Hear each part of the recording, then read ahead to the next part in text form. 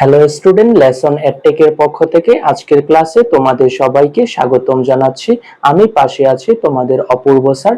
আজকের ক্লাসের টপিক হচ্ছে রাদারফোর্ডের আলফা কণার বিচ্ছুরণ পরীক্ষা। আমরা প্রথমেই আলফা কণার পরিচয় একটু জেনে নেব। আলফা কণা কাকে বলে? দ্বি ধনাত্মক হিলিয়াম নিউক্লিয়াসকে আলফা কণা বলে। আলফা কণা কাকে বলে? দ্বি ধনাত্মক হিলিয়াম নিউক্লিয়াসকে আলফা কণা বলে। হিলিয়াম মৌলটার দিকে খেয়াল করো, এই যে হিলিয়াম, হিলিয়ামের ভর প্রোটন সংখ্যা হচ্ছে 2 এবং ভর সংখ্যা হচ্ছে 4। তোমাকে কি বলেছে? দ্বি ধনাত্মক হিলিয়াম নিউক্লিয়াসকে আলফা কণা বলে, মানে কি হিলিয়াম 2+। দেখো তাহলে আলফা কণার সংজ্ঞাটা কিভাবে বলতে পারো? তুমি বলতে পারো যে হিলিয়াম মৌল থেকে 2টি ইলেকট্রন অপসারণ করা হলে যে নিউক্লিয়াস অবশিষ্ট থাকে তাকেই তুমি বলতে পারো আলফা কণা। আবারও বলছি শোনো, হিলিয়াম মৌল থেকে 2টা ইলেকট্রন অপসারণ করা হলে যে অবশিষ্ট হিলিয়াম নিউক্লিয়াসটি থাকে সেটাই হচ্ছে আলফা কণা। বা তুমি এভাবে বলতে পারো যে দ্বি ধনাত্মক হিলিয়াম নিউক্লিয়াসকে আলফা কণা বলে, হিলিয়াম 2+। তুমি এটাকেও বলতে পারো। আশা করি বুঝতে পেরেছো। দেখো 2 নম্বর পয়েন্টটা দেখো, যে রেডিয়াম ইউরেনিয়াম ইত্যাদি তেজস্ক্রিয় মৌল থেকে আলফা কণা নির্গত হয়। আলফা কণা রেডিয়াম এবং ইউরেনিয়াম সহ তেজস্ক্রিয় মৌলগুলো থেকে নির্গত হবে। তেজস্ক্রিয় মৌল কাকে বলে? যে সকল মৌল থেকে আলফা, বেটা, গামা ইত্যাদি রশ্মি নির্গত হয় তাদেরকে কি বলা হয়? তেজস্ক্রিয় মৌল বলা হয়। আলফা 3 নম্বর পয়েন্টটা দেখো, আলফা কণা 10⁻² মিটার পার সেকেন্ড থেকে 2.5 × 10⁻7 মিটার পার সেকেন্ড গতি সম্পন্ন হয়। আলফা কণার গতি কত? 10⁻7 মিটার পার সেকেন্ড থেকে 2.5 × 10⁻7 মিটার পার সেকেন্ড। 4 নম্বর পয়েন্টটা দেখো, আলফা কণার ভর সংখ্যা হচ্ছে 4। এই দেখো আমরা এখানেই দিয়েছিলাম যে আলফা কণার ভর সংখ্যা কত? আলফা কণার ভর সংখ্যা হচ্ছে 4। এটি একটি ইলেকট্রনের চেয়ে 7000 গুণ ভারী। আলফা কণা একটি ইলেকট্রনের চেয়ে 7000 গুণ ভারী। আশা করি বুঝতে পেরেছো। আলফা কণার বিচ্ছুরণ পরীক্ষার উপকরণগুলো হচ্ছে আলফা কণা, সোনার পাত, জিঙ্ক সালফাইডের পর্দা। আলফা কণার বিচ্ছুরণ পরীক্ষায় কি কি উপকরণ ব্যবহার করা হয়েছিল? এক আলফা কণা, সোনার পাত যেটার পুরুত্ব ছিল 0.00004 সেন্টিমিটার পুরুত্ব। আবারও বলছি শোনো, জিরোর পর হচ্ছে কি, দশমিকের পর হচ্ছে কি 4টা 0 এবং তারপর 4 সেন্টিমিটার পুরুত্ব। আশা করি বুঝতে পেরেছো। 3 নম্বর কি ব্যবহার করেছিল? জিঙ্ক সালফাইডের পর্দা ব্যবহার করেছিল। এখন আমরা বর্ণনার দিকে একটু খেয়াল করব। বর্ণনাটা কি? আলফা কণাগুলোকে সোনার পাতের উপর নিক্ষেপ করেন এবং সোনার পাতের চারদিকে জিঙ্ক সালফাইডের পর্দা ব্যবহার করেন। আবারও বলছি শোনো, উনি কি করেছিল? আলফা কণাগুলোকে সোনার পাতের উপর নিক্ষেপ করেছিল এবং সোনার পাতের চারদিকে জিঙ্ক সালফাইডের পর্দা ব্যবহার করেছিল। এই চিত্রটার দিকে একটু খেয়াল করো। এখানে এটা কি হচ্ছে? এটা হচ্ছে সোনার পাত। এই সার্কেলটা হচ্ছে কি সোনার পাত এবং এই সোনার পাতের চারদিকে কি দেওয়া হয়েছে? জিঙ্ক সালফাইডের পর্দা ব্যবহার করেছে। আবারও চিত্রটা ভালোভাবে একটু খেয়াল করে দেখো যে এটা সোনার পাত এবং সোনার পাতের চারদিকে জিঙ্ক সালফাইডের পর্দা।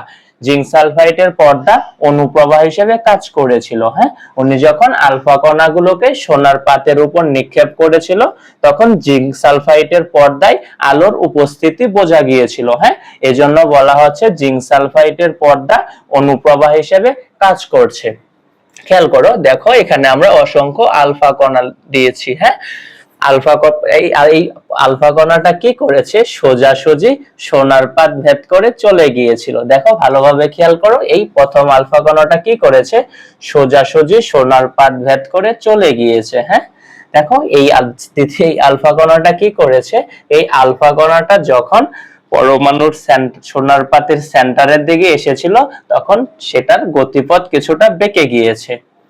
এই আলফা কণাটা কি করেছে? এই আলফা কণাটা পরমাণুর সেন্টারে গিয়ে, সোনার পাতের সেন্টারে গিয়ে কি হয়েছে, আবার একই পথে ফিরে এসেছে। হ্যাঁ, এইভাবে গিয়ে আবার এটা উল্টো পথে ফিরে এসেছে। হ্যাঁ, এই আলফা কণাটা কি করেছে, সোনার পাতকে ভেদ করে যেতে পারেনি, কি করেছে, গতিপথ কিছুটা বেঁকে গিয়েছে।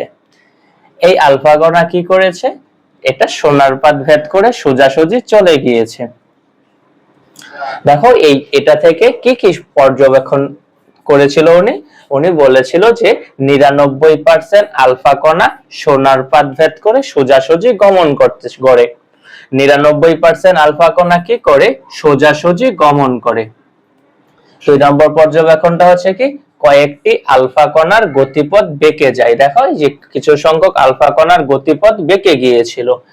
দেখো কিছু সংখ্যক আলফা কণার গতিপথ বেঁকে গিয়েছিল, 90 ডিগ্রি হতে 180 ডিগ্রি কোণে বেঁকেছিল। হ্যাঁ, এবং 20,000টির মাঝে একটি আলফা কণা একই পথে ফিরে আসে। হ্যাঁ, এই যে দেখো কিছু সংখ্যক আলফা কণা ফিরে এসেছিল। হ্যাঁ, এটার পরিমাণ হচ্ছে কি 20,000। হ্যাঁ, উনি অসংখ্য আলফা কণা নিক্ষেপ করেছিল, সেখান থেকে 20,000-এর মাঝে একটি আলফা কণা একই পথে ফিরে এসেছে। দেখো চিত্রটা আবারও খেয়াল করো, পর্যবেক্ষণে কি কি বলছে। পর্যবেক্ষণে উনি দেখেছিল যে 99% আলফা কণা সোজাসুজি গমন করে। এই দেখো উনি অসংখ্য আলফা কণা নিক্ষেপ করেছিল, সেখান থেকে 99% আলফা কণা সোজাসুজি গমন করে চলে গিয়েছিল, সোনার পাত ভেদ করে চলে গিয়েছিল। হ্যাঁ, কয়েকটি আলফা কণা কি করেছে, আলফা কণার গতিপথ বেঁকে গিয়েছিল। এখানে দেখো এই যে কিছু সংখ্যক আলফা কণার গতিপথ বেঁকে গিয়েছে এবং 20,000টির মাঝে একটি আলফা কণা একই পথে ফিরে এসেছে। এই দেখো এই যে কিছু সংখ্যক আলফা কণা আবার একই পথে ফিরে এসেছিল।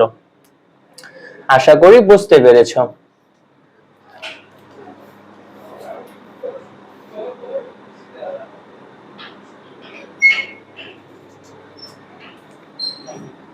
সিদ্ধান্ত সমূহ। নম্বর পয়েন্টটা হচ্ছে কি, যেহেতু 99% আলফা কণা সোনার পাত ভেদ করে চলে যায়, সেহেতু পরমাণুর অধিকাংশ স্থান ফাঁকা। আমরা পর্যবেক্ষণে পড়েছিলাম যে 99% আলফা কণা সোনার পাত ভেদ করে চলে যায়, সেখান থেকে রাদারফোর্ড সিদ্ধান্ত নিয়েছিল যে পরমাণুর অধিকাংশ স্থান ফাঁকা। হ্যাঁ, পরমাণুর অধিকাংশ স্থান ফাঁকা হওয়ার জন্যই কিন্তু 99% আলফা কণা সোনার পাত ভেদ করে চলে গিয়েছিল। দেখো আমরা পর্যবেক্ষণে পড়েছিলাম যে 99% আলফা কণা সোনার পাত ভেদ করে চলে যায়, তার মানে কি অবশ্যই পরমাণুর অধিকাংশ স্থান ফাঁকা। আশা করি বুঝতে পেরেছো।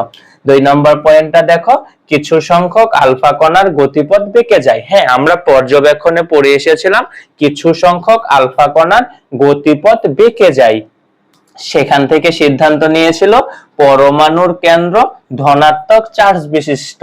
হ্যাঁ, দেখো তুমি আলফা কণাগুলোকে দেখো, আলফা কণাগুলো কিন্তু ধনাত্মক চার্জ বিশিষ্ট।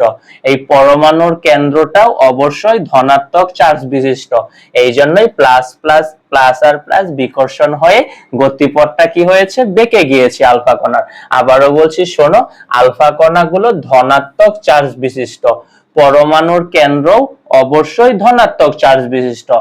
আলফা কণা এবং পরমাণুর কেন্দ্র ধনাত্মক চার্জ বিশিষ্ট হওয়ায় প্লাস প্লাস বিকর্ষণ করেছে, যেটার জন্য আলফা কণার গতিপথগুলো একটু বেঁকে গিয়েছে।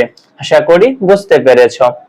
3 নম্বর পয়েন্টটা দেখো, যেহেতু 20,000টির মধ্যে একটি আলফা কণা একই পথে ফিরে আসে, সেহেতু পরমাণুর কেন্দ্র তার সমস্ত ভর পুঞ্জীবিত থাকে। আমরা পর্যবেক্ষণে পড়েছিলাম 20,000টির মাঝে একটি আলফা কণা একই পথে ফিরে আসে, সেখান থেকে সিদ্ধান্ত কি নিয়েছিল যে পরমাণুর কেন্দ্র তার সমস্ত ভর পুঞ্জীবিত থাকে। আশা করি বুঝতে পেরেছো। 4 নম্বর পয়েন্টটা দেখো, পরমাণুর কেন্দ্র তথা নিউক্লিয়াস। পরমাণুর কেন্দ্র, এই পরমাণুর কেন্দ্র তথা নিউক্লিয়াস পরমাণুর আকারের তুলনায় অতি নগণ্য। দেখো এই সোনার পাত, এটাকে তুমি পরমাণু ধরে নাও, একটা পরমাণু, এই পরমাণুর কেন্দ্রে কি আছে, নিউক্লিয়াসটা আছে।